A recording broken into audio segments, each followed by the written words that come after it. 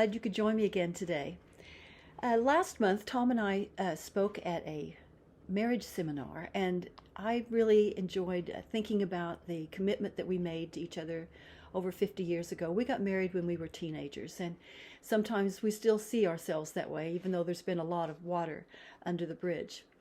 I got the opportunity to share with the women that weekend some of the things that have helped me through my marriage. And so I thought that maybe today, since it is Valentine's week, hopefully we've enjoyed a good one, that I would just share with you some of the things that I talked to the women about marriage. But Tom spoke to them about fuel for the relationships, and I wrote a bit about that in my book Light That Shines, if you wanted to check it out. F is for forgiveness, U is for understanding, E is for all kind of really good E words, empowering, encouraging, all those kinds of things, esteem, great E words in the Bible, and of course the L is for love that undergirds all of it. But as I shared with the ladies, I wanted them to understand that we have to make a choice to keep the fuel topped up in our marriage. And God gave me some verses when I was a young Christian that really helped me in my marriage. And one I call the marriage test. I even wrote it in my Bible that way, the greatest marriage test. And it's from Proverbs chapter 31, verses 11 and 12.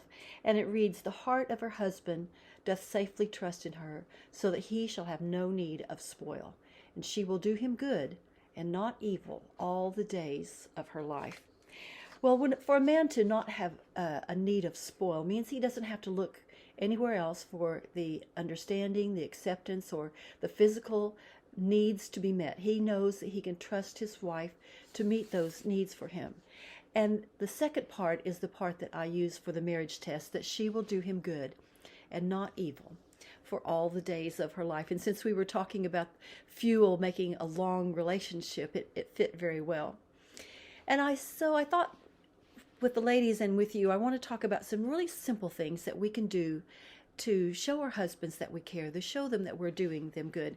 For example, for my husband, really early in our marriage, he said, "When you hang up my shirts in the closet, button the top button, not the second one down, the one that holds the collar together." He wanted that one buttoned. He wants them all facing a certain way, short sleeves in a section, not turtlenecks, polo shirts in a section, long shirts, white shirts separate from those. That's the way he wants his closet to be organized. And so I can do him good by doing that simple thing. And every time I button that top button, I remember that request. The other thing I can do for him, for my husband in particular, is to make sure his coffee cup is full. He really gets upset if he's served a 2/3 cup full of coffee. He wants a full cup.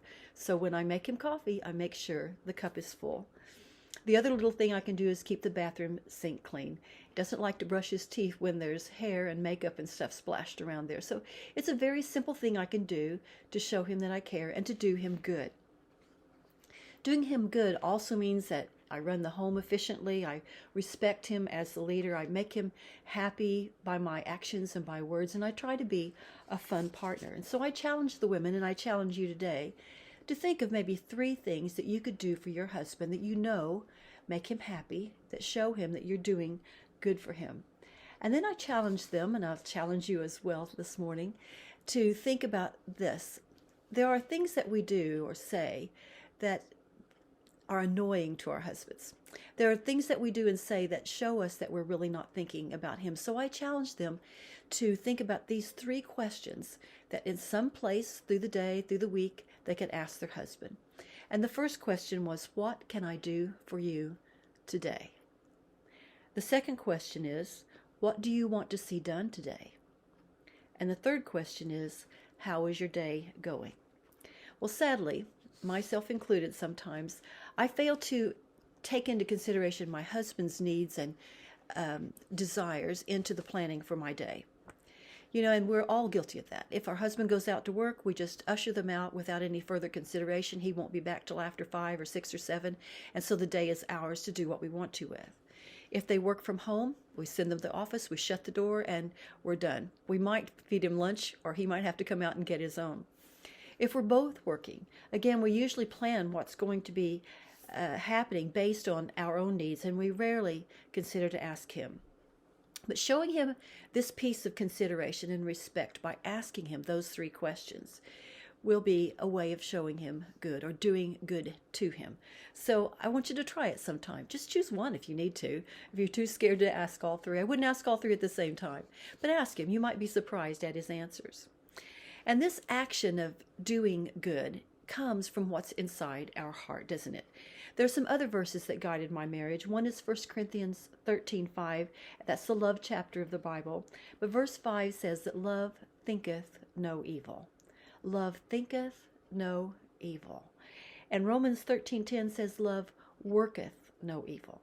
Means it doesn't do evil toward the other person. And when we think about that, do we do that? Are we guilty of thinking evil? Are we guilty of doing things we know will annoy? You know, we will reap what we sow, the Bible tells us. So if we want a happy marriage, then we need to sow happiness and thankfulness and thoughtfulness and good toward that other person. There's a little verse in Proverbs chapter 30 and verse 32 that says this: "If thou hast done foolishly in lifting up thyself, or if thou hast thought evil, lay thine hand upon thy mouth." And it means to carefully judge what we think and what we say, and to watch out for pride. And for me, these verses are a clear warning of what I need to be doing in my marriages. And I've used them repeatedly in my life when I've gotten upset, and we all do. Don't think anybody has a perfect marriage without some time of crisscross. And I know there are times when my thoughts have not been good. And we don't like to admit that, do we? We don't like to say that. But even toward our spouse, we do have those things. We can't deny it. And we know, as women, what has upset us. But pride means that we won't tell him.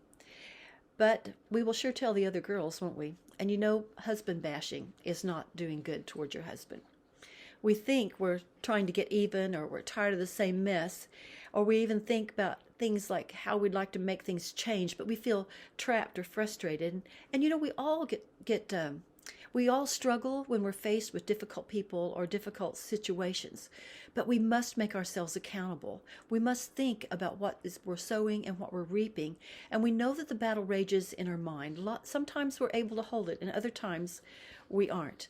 And that's when passive-aggressive behavior becomes a part of our life. We pout, we argue, we withhold, we clam up, or we overspend anything we can to try to make our point that we're unhappy, that we want things to change, but we're not willing to use good words to help that happen. And this is where we become hard to live with, girls. Really hard to live with. We understand what we're upset about, but he doesn't. He can't read our mind, and it's unfair to think that he should. So we move into shoving and pushing and pouting and crying, trying to get things to go the way we think is best, and we end up angry. And the Bible says we become contentious and nagging like a continual drop of rain. And we become full of inner rage because our minds have gone into overdrive. But love, remember what the Bible said? It thinks no evil and it works no evil. So what in the world are we going to do?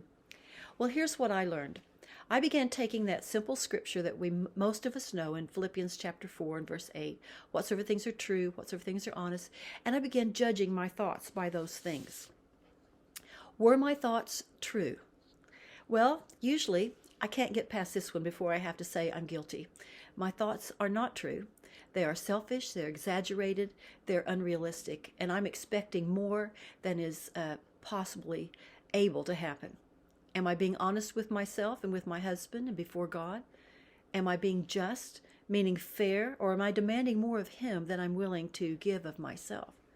Are my thoughts pure and lovely and of good report? In other words, would I want everybody to read them or see them? Would I want my thoughts to be put on social media?